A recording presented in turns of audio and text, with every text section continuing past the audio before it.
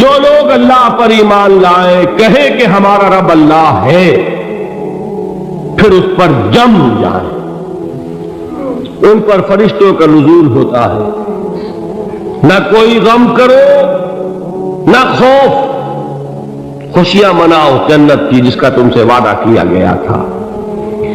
اللہ کی ربوبیت پر اطمینان جب انسان کو ہو جاتا، میرا رب اللہ ہے، ربی اللہ، انسان کے لیے نہ کوئی کھٹکا، نہ کوئی خطرہ، نہ کوئی خوف، نہ کوئی حزن۔ جو کچھ ہو رہا ہے کس کے اذن سے ہو رہا ہے؟ اللہ کے اذن سے۔ اللہ کے اذن کے بغیر پتا تک نہیں ہلتا۔ یہ کوئی اندھا بہرا مادہ نہیں ہے جس سے مجھے کوئی خوف ہو۔ اندھا بھینسا چلا آ رہا ہو اس سے تو ڈرنے کا ہر انسان کو ڈرنا چاہیے، نہ معلوم کس کو ٹکر مار دے، لیکن نہیں، اس کائنات کو چلانے والا ایک سمیع و بصیر خدا ہے۔ وہ جو میرا دوست ہے، میرا ولی ہے، اللہ ولی الذین آمنوا یخرجہم من الظلمات الی النور، اللہ اہل ایمان کا ولی ہے، ساتھی ہے، پشت پناہ ہے، مددگار ہے، حمایتی ہے۔ بتائیے جسے یقین ہو جائے کہ اللہ میرا مددگار، اللہ میرا محافظ، اللہ میرا پشت پناہ، اللہ میرا حمایتی، اس کے لیے کوئی خوف ہوگا؟ اس سے کوئی ڈر ہوگا؟ میں مثال دیا کرتا ہوں ایک بہت سادہ، پنجاب کے دیہات کی۔ تو بڑا چودھری ہے اور کوئی غریب کسان ہے، اس غریب کسان کے جانوروں کو ہر وقت اندیشہ ہوگا چوری کا، کوئی میری بھینس کھول کر نہ لے جائے، کوئی میرا بیل کھول کر نہ لے جائے۔ لیکن جس کے بارے میں یہ سب کو معلوم ہو کہ وہ جو بڑا چودھری ہے وہ اس کا دوست ہے، اس کی بچیا کو کوئی خوف ہوگا؟ اس کی بھینس پر کوئی ہاتھ ڈالے گا؟ اسے کوئی اندیشہ ہوگا؟ نہیں۔ کیوں؟ کہ وہ بڑا چودھری، بڑا اس کا یہاں کا سردار، جاگیردار، سب کو معلوم ہے وہ میرا دوست ہے، کوئی میرے خلاف اقدام نہیں کر سکتا۔ اس دنیا میں یہ چھوٹی سی بات اگر آپ کے دلی اطمینان اور سکون کا باعث بن سکتی ہے تو ذرا تصور کیجئے۔ میں لفظ تصور استعمال کروں گا صرف اس لیے کہ اس کا ہم جس کو کہتے ہیں ادراک اور شعور کر نہیں سکتے، اگر کے ساتھ کر سکتے۔ اگر یقین ہو کہ اللہ میرا مددگار اور یقین ہو کہ اللہ ہر آن میرے ساتھ ہے، پھر کوئی خوف؟ کس کا خوف؟ کوئی شے اللہ سے بالا تر ہے؟ کوئی قوت اس سے زیادہ طاقتور ہے؟ کوئی اس کے ارادے کو بدلنے والا ہے؟ کوئی اس کی مشیت کے آڑے آنے والا ہے؟ یہی بات ہے جو حضور نے فرمائی، یہ ایمان کا حاصل ہے لب لباب، کہ دیکھو اچھی طرح اس بات کو ذہن نشین کر لو، اگر تمام انسان مل کر تمہیں کوئی نقصان پہنچانا چاہے نہیں پہنچا سکتے مگر جو کچھ اللہ نے لکھ دیا ہو، اور تمام انسان مل کر تمہیں کوئی نفع پہنچانا چاہے نہیں پہنچا سکتے مگر وہ شے جو اللہ نے طے کر دی۔ آپ پھر میں کہوں گا ذرا تاریخ کیجئے، اسے فرض کیجئے، اسے سوچئے، اگر اس حدیث پر ہمارا دل ٹھکا ہوا ہو تو کسی سے ڈر ہوگا؟ یہ مجھے نقصان نہ پہنچا دے، یہ میری رپورٹ خراب نہ کر دے، یہ میری انکریمنٹ نہ رکوا دے، یہ میرا یہ نہ بگاڑ دے، یہ میرے یہ نقصان نہ پہنچا دے۔ اس کا ڈر، اس کا ڈر، اس کا خوف، اس کی خوشامد، اس کے لیے جا کر طرح طرح سے اپنی عزت نفس کو ذلیل کروانا اس کے سامنے، یہ سب کچھ کیوں کرتا ہے انسان؟ جب سمجھتا ہے کہ اس کے ہاتھ میں میرا کوئی نفع ہے، اس کے ہاتھ میں میرے لیے کوئی ضرر ہے، یہ مجھے کوئی گزن پہنچا سکتا ہے، یہ مجھے کوئی نقصان پہنچا سکتا ہے، یہ میرا کوئی کام بنا سکتا ہے، یہ میری کوئی ضرورت پوری کر سکتا ہے، اسی کا نام شرک ہے۔ جہاں آپ نے یہ سمجھا کہ غیر اللہ کے اندر کوئی طاقت موجود ہے، وہی شرک ہے۔ بتوں سے تجھ کو امید ہے، خدا سے نومیدی، مجھے بتا تو صحیح اور کافری کیا ہے؟ شرک تو یہ ہے۔ جس پر بھی تمہیں یہ خیال ہے، کلمہ ہے یہ کلمہ سوم، لا حول ولا قوت الا باللہ، ذرا اس پر دل کو کبھی اگر آپ تصور کریں، پھر فرض کریں دل ٹھک جائے اس پر، کوئی طاقت نہیں۔ یہی بات تھی جو شیخ عبد القادر جیلانی رحمت اللہ علیہ نے اپنی وصیت میں اپنے بچے سے کہی۔ 11ویں دینے والے ہیں، لیکن حضرت شیخ عبد القادر جیلانی کی وصیت اور تعلیمات کو کتنے لوگ ہیں جانتے ہو؟ یہ جن مقامات تک پہنچے ہیں وہ کس چیز کی بدولت پہنچے؟ انہوں نے جو پیغام دیا وہ کیا تھا؟ اے میرے بچے، جس طریقے سے قرآن مجید میں حضرت لقمان کی نصیحتیں جو ہے نقل کر دی گئی ہیں، میں یہ عرض کروں گا بالفرض اگر قرآن حضرت عبد القادر جیلانی کے بعد نازل ہوا ہوتا تو شیخ عبد القادر کی یہ نصیحتیں بھی قرآن میں درج ہوتی۔ اتنی اونچی نصیحتیں ہیں۔ اے میرے بچے، اس حقیقت کو ذہن نشین کر لے، لا فاعل فی الحقیقت ولا مؤثر الا اللہ۔ اس کائنات میں نہ کوئی فاعل حقیقی ہے نہ مؤثر حقیقی ہے سوائے اللہ۔ کسی شے میں کوئی تاثیر نہیں اگر اللہ نہ چاہے، آگ جلا نہیں سکتی اگر اللہ نہ چاہے، پانی ڈبو نہیں سکتا اگر اللہ نہ چاہے، زہر ہلاک نہیں کر سکتا اگر اللہ نہ چاہے، کوئی چیز فائدہ نہیں پہنچا سکتی اگر اللہ نہ چاہے۔ تو در در پہ کیوں سر جھکاتے ہو؟ در در پر کیوں جبیں سائی کرتے ہو؟ سب کے سامنے کیوں ہاتھ پھیلاتے ہو؟ ایک اللہ سے مانگو، ایک اللہ کے سامنے زمین پر اپنی جبین رکھو۔ لا فاعل فی الحقیقت ولا مؤثر الا اللہ۔ نظر آتا ہے ہمیں کہ پانی پیاس بجھا دیتا ہے، پیاس بجھانے کی صلاحیت پانی میں نہیں ہے، اللہ کے اذن سے۔ کھانا بھوک مٹا دیتا ہے، بھوک مٹانے کی صلاحیت کھانے میں نہیں ہے، اذن رب میں۔ دیکھیے یہی یقین تھا حضرت موسیٰ علیہ السلام کا واقعہ یاد کیجئے۔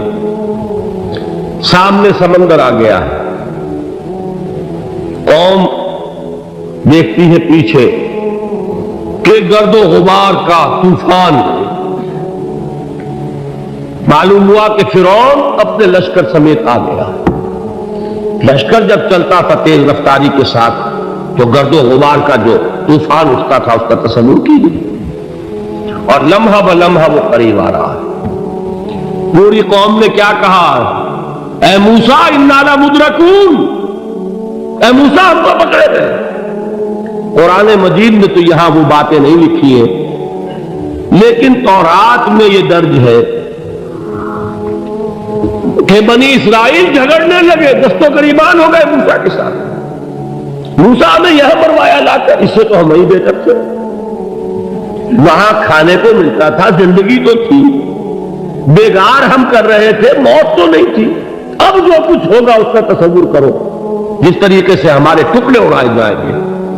تو لڑ رہے ہیں حضرت موسیٰ علیہ السلام سے، یہ تورات کی تفصیل ہے۔ قرآن میں صرف اتنا آیا ہے، پریشان ہو کر انہوں نے کہا انا لمدرکون، موسیٰ ہم کو پکڑے گئے۔ اس وقت موسیٰ کا جواب کیا ہے؟ کلا ان معی ربی سیہدین، نہیں، میرے ساتھ میرا رب ہے، وہ راستہ دے گا۔ بتائیے کہاں راستہ نظر آ رہا ہے؟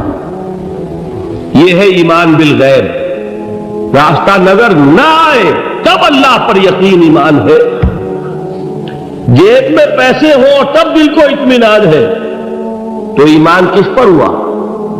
پیسے پر، اللہ پر نہیں۔ جب وسائل و ذرائع نہ ہو اور پھر یقین ہو کہ اللہ مسبب الاسباب ہے، وہ اسباب کا پابند نہیں ہے، وہ اسباب کا محتاج نہیں ہے، اسباب اس کے محتاج ہے. اگر یہ یقین ہے تو اللہ پر ایمان ہے، یہ نہیں ہے تو تمہارا ایمان اسباب پر ہے، وسائل پر ہے، ذرائع پر ہے، مادیات پر ہے، اللہ پر نہیں. اس وقت کہاں راستہ تھا؟ کوئی راستہ تھا؟ سمندر ہے اور ادھر سے لشکر آ گیا ہے. کلا ان معی ربی سیہدین. اب دیکھیے ایمان کہہ دینا آسان ہے، ہوا معکم اینما کنتم، جہاں کہیں بھی تم ہوتے ہو اللہ تمہارے ساتھ ہوتا ہے. لیکن اس کا یقین قائم ہو جائے تو زمین و آسمان کا فرق واقع ہو جائے. یہی بات ہوئی حضور کے ساتھ. غار ہے، چھپے ہوئے ہیں محمد رسول اللہ اور آپ کے وہ یار غار ابو بکر صدیق رضی اللہ تعالی عنہ. اقبال نے حضرت ابو بکر کی شان میں چند اشعار کہیں صرف، لیکن واقعہ یہ ہے کہ بھاری بھاری نظموں پر اور قصیدوں پر بھاری، طویل ترین نظمیں اور قصیدے ہوں ان پر بھاری. ہمتیں ابو بکر کی ہمت جو ہے، کشت ملت را چوں ابر، جیسے بارش سے کھیتی اپجتی ہے، ابو بکر کی ہمت اور عزیمت اس امت کو اسی طرح سینچنے والی ہے. ثانیے اسلام و غار و بدر و قبر، وہ دوسرے تھے اسلام میں، دوسرے. پہلے کون تھے؟ انا اول المومنین، حضور کی بات ہے، سب سے پہلا ایمان لانے والا میں. دوسرے ابو بکر. ویسے ہمارے ہاں یہ چلتا ہے اختلاف، حضرت علی پہلے ہیں کہ حضرت ابو بکر پہلے ہیں، لیکن اس میں بڑی خوبصورت تطبیق قائم کی ہے علماء نے اور بہت صحیح ہے. چار کے بارے میں فیصلہ ہی مت کرو کہ کون پہلے. ان کی ایک عجیب تقسیم کر دی ہے.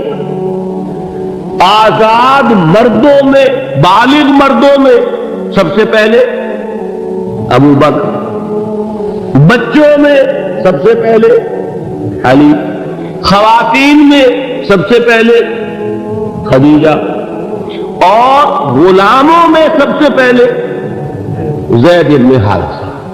بڑی پیاری تقسیم ہے، یہ چاروں ہی پہلے ہیں، ہر ایک کے لیے اولیت ہے. اور واقعہ یہ ہے کہ اگر زمانی اعتبار سے تعین ہوگا تو پہلے خدیجۃ الکبریٰ آئیں گی رضی اللہ تعالی عنہ. کسی اور سے بات کرنے کی نوبت بعد میں آ سکتی ہے، پہلے تو اہلیہ محترمہ سے بات ہوئی، آتے ہی پہلی وحی ہوئی ہے، ابھی تبلیغ کا حکم نہیں تھا. کس کو بتایا واقعہ؟ ابھی اپنی نبوت کی تبلیغ کا تو حکم ہی نہیں آیا. واقعہ کس کا ہے؟ وہ خدیجہ کا ہے. جب کہا ہے کہ خشیت علی نفسی، مجھے اپنی جان کا اندیشہ ہے، تو کیا جواب دیا خدیجہ نے رضی اللہ تعالی عنہا؟ وہ صدیقۃ الکبریٰ ہے. صدیقات جو ہے خواتین، ان میں چوٹی پر خدیجۃ الکبریٰ ہے رضی اللہ تعالی عنہا. اور صدیق جو مرد ہیں ان میں صدیق اکبر ہے ابو بکر صدیق رضی اللہ تعالی عنہ. لیکن صدیقات میں چوٹی پر. جب حضور نے فرمایا خشیت علی نفسی، کیا فرمایا؟ کیا عرض کیا؟ کیسے تسلی دی؟ نہیں، اللہ آپ کو ضائع نہیں کرے گا. آپ غریبوں کے ہمدرد ہیں، آپ مساکین کے تکالیف رفع کرنے والے ہیں، آپ بیواؤں کی سرپرستی کرتے ہیں، آپ مسافروں کی خدمت کرتے ہیں. اللہ آپ کو ضائع نہیں کرے گا. یہ یقین ہے اس خاتون کے اندر. خیر وہ ایک علیحدہ بات ہو جائے گی. میرے دل پر حضرت خدیجہ رضی اللہ تعالی عنہ کی شخصیت کا بڑا گہرا نقش، جو وہ کوئی اور ہی وقت اور موقع ہوا تو بیان ہوگا. بہرحال اقبال نے ایک مصرے میں جو چار اولیتیں جمع کر دی ہیں، ہمتیں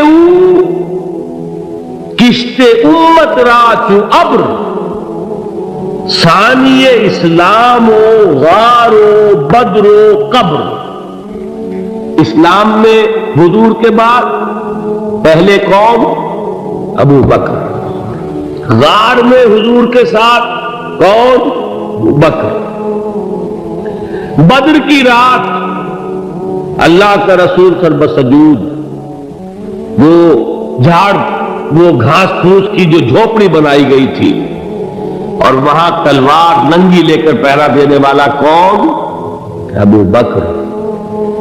اور اس حجرہ عائشہ میں محمد کے بعد سب سے پہلے دفن ہونے والا کون؟ ابو بکر رضی اللہ تعالی عنہ صلی اللہ علیہ وسلم۔ وہ جو معاملہ میں سنا رہا تھا غار ثور کا، حضرت ابو بکر بھی حضور کے خیال سے لرز گئے ہیں۔ آپ کو یاد ہوگا کہ جا کر پہلے تمام جتنے سوراخ تھے انہیں بند کیا ہے۔ ایک سوراخ رہ گیا تھا جس کو بند کرنے کے لیے کوئی کپڑا نہیں تھا، وہاں اپنی ایڑی رکھی ہے، تب کہا ہے حضور سے تشریف لائیے، اور اپنے زانو پر حضور کو لٹایا ہے، اور وہاں کسی موذی جانور نے کاٹا ہے، حضور کی آنکھ لگ گئی تھی۔ اس وقت اس بل کے اندر جو بھی بچھو ہے کیا ہے واللہ عالم، اس نے کاٹا ہے۔ اس کی تکلیف کی وجہ سے ابو بکر کی آنکھوں سے آنسو ٹپک گئے، حضور کے چہرے مبارک پر پڑے ہیں کہ حضور جاگے ہیں، معاملہ کیا ہے؟ ایڑی نہیں ہٹائی وہاں سے، مبادا وہ جانور وہاں سے نکل کر محمد الرسول اللہ کو کوئی گردن پہنچا دے۔ ابو بکر کی ایڑی ہے، جس طرح چاہے کھا لے، ختم کر دے، جان نکل جائے تب کوئی یہاں چاہے محمد پر تو آئے، لیکن جیتے جی نہیں۔ وہ ہے ابو بکر حضور کے خیال سے۔ اس وقت حضور نے پھر اپنا لعاب دہن لگایا ہے، اور اس سے پھر آپ کی تکلیف ختم ہوئی۔ جیسے خیبر میں حضرت علی کی آنکھ دکھ رہی تھی، اس کو جو شفا حاصل ہوئی وہ بھی حضور کے لعاب دہن سے ہوئی۔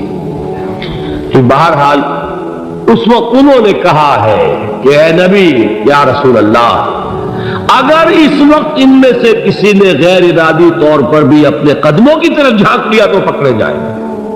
کیا جواب تھا اللہ کے رسول کا؟ لا تحزن ان اللہ معنا، اللہ ہمارے ساتھ سے، کیوں گھبراتے ہو ابو بکر؟ یہ ہے ایمان باللہ، میرا مالک اللہ، میرا رازق اللہ، میرا محافظ اللہ، میرا مددگار اللہ، میرا پشت پناہ اللہ، میرا دوست اللہ۔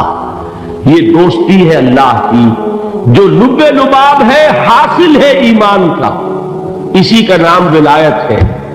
اولیاء اللہ کے سروں پر سینگ نہیں ہوتے، جس کے دل میں ایمان راسخ ہو چکا ہو وہی اللہ کا ولی ہے، جسے اللہ پر یقین ہو چکا ہے وہی اللہ کا ولی ہے، جسے یقین ہے اللہ میرے ساتھ ہے، میرا مددگار، میرا پشت پناہ، میرا ساتھی، میرا دوست، میرا محبوب، میرا محب۔ اللہ اہل ایمان سے محبت کرتا ہے۔ واللہ یحب الصادقین، ان اللہ یحب الذین یقاتلون فی سبیلہ صفا کانہم بنیان مرصوص۔ اللہ محبت کرنے والا، اہل ایمان محبوب، اور اہل ایمان محبت کرنے والے اللہ محبوب۔ والذین آمنوا اشد حبا للہ۔ آپ تصور کیجئے جسے یہ رشتہ ایمان یا رشتہ ولایت حاصل ہو جائے، الا ان اولیاء اللہ لا خوف علیہم ولا هم یحزنون، آگاہ ہو جاؤ، اللہ کے دوستوں کے لیے نہ کوئی خوف ہے نہ کوئی حزن ہے۔